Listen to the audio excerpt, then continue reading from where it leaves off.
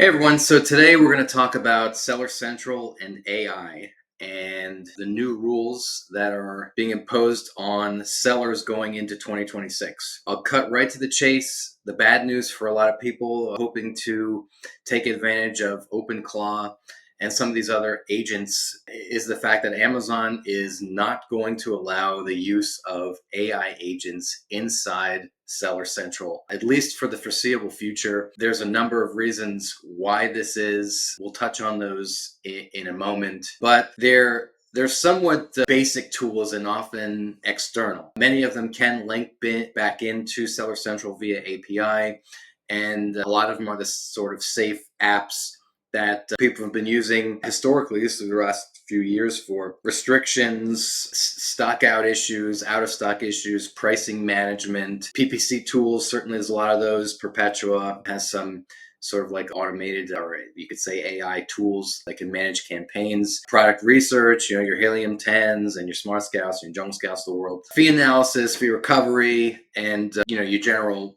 monitoring software, right? So like rank, reviews, listing analysis, things like that. They've invested a lot of money. This is Amazon and Rufus over the last year, and that's their big AI tool. They don't want bots mimicking, real people's behavior or anything like that, just because they see it as unsafe and unfair. I think these are the primary reasons why they are not allowing this. We recommend, and probably some of the most common tools being used are like listing analysis. The Helium 10 is a nice tool for that. And obviously, if you want to automate at scale, you need to do those externally and then pull that information back in through Seller Central or through some other authorized API. There's people that are building GPTs out there, and they can download active listing report or all listing report and upload that into GPT and have it optimized and spit it back out for upload. So there's processes like that you can do externally and still leverage AI.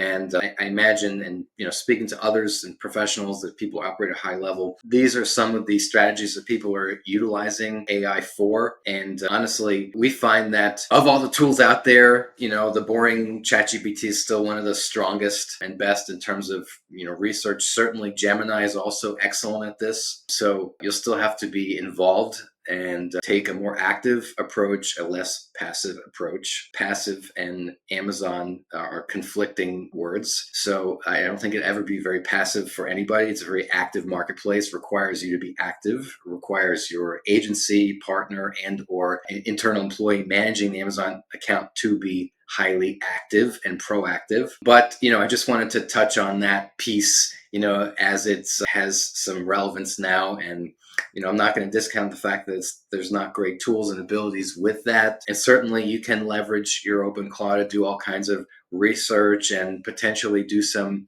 scraping while logged out. Although, whether or not they decide to throttle you or what have you from too many product detail pages or something like that, I can't really speak to that. But where I think it would be good is maybe research, finding opportunities, and you take that knowledge and do with it what you will. But for the time being, inside Amazon, very manual process.